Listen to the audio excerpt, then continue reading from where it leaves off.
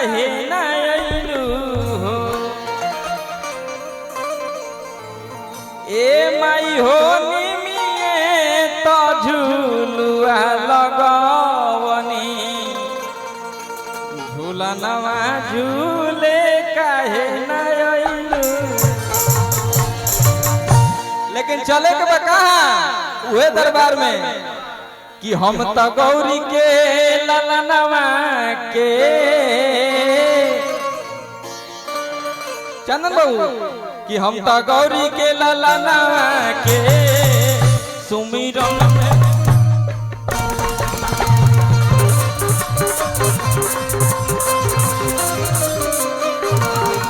हम तो गौरी के ललनवा के सुमिरन में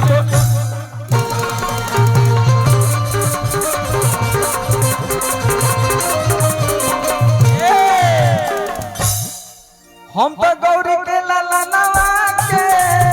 सुमिरन में बोलाई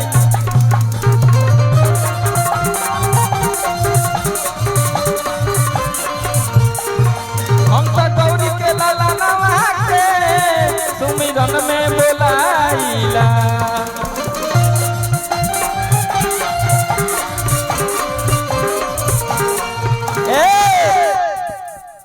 हमनी के ज्यादा कुछ ना चाहिए का नाम बा कि ना चांदी चाहिए ना सोना चाहिए ना चांदी चाहिए ना सोना चाहिए खाली जब बाबा के भजन होके तो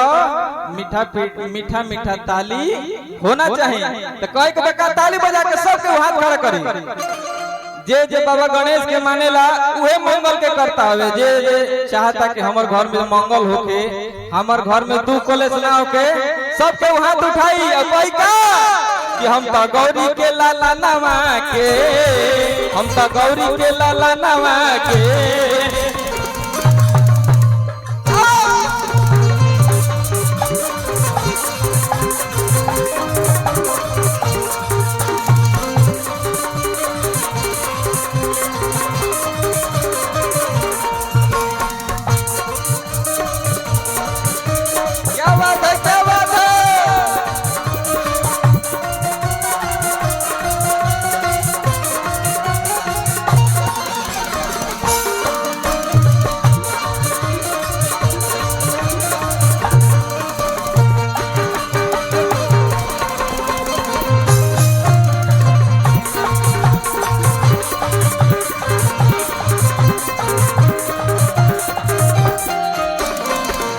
लइका कहता परवीन बबुआ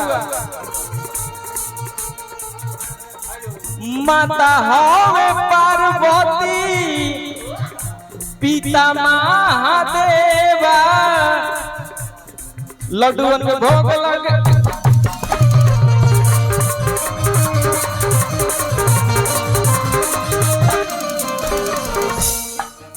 माता हवे पार्वती पिता महादेवा लड्डून के भोग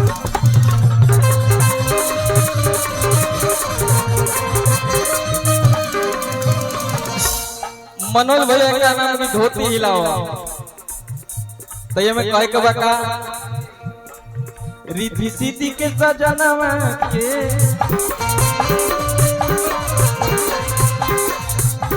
एक बार रिद्धि सिद्धि के सजनवा के आओ आओ धोती के भाव में रिद्धि सिद्धि के सजनवा के रिद्धि सिद्धि के सजनवा के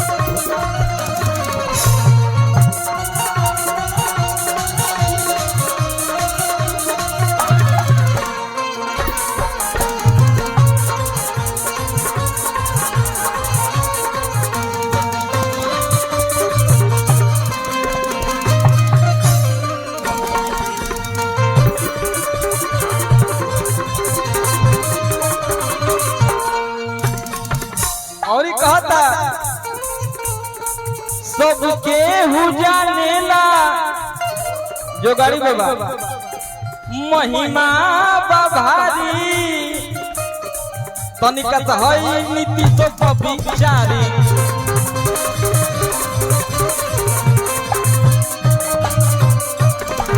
लड़का कहता है बाबा हमरा पर बहुत कष्ट बीतल बा, हमरा पर बहुत लोग लागल बा कि कैसे एकर मार्केट डाउन हो जाए, लेकिन राउर कृपा से पहले एगो कंपनी रहे जेकर मालिक हमनी के बिट्टू बाबा है, लेकिन राउर दया से आजकल 5 गो कंपनी के मालिक है रौरे कृपा बाबा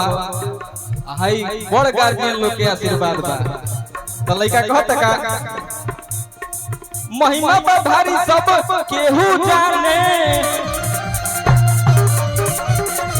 महिमा भारी सब केहू जाने, कवनो न कवनो रूप में कहा जाने।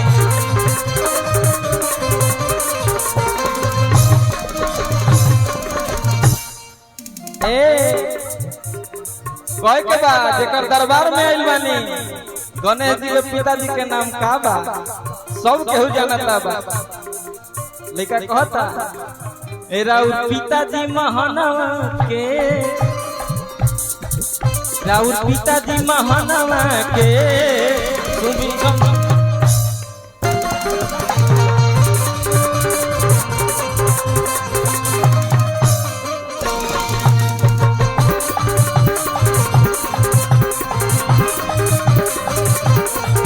हम तो गौरी के लाला नवा के सुमिरन में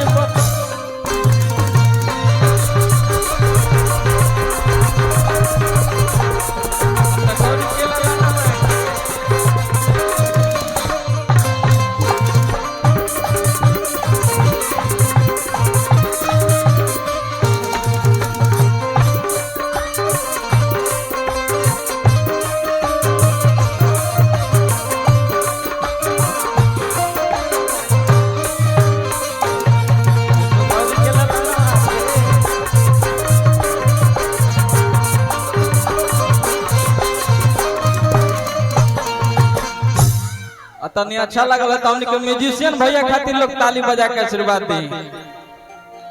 आजकल शिव चर्चा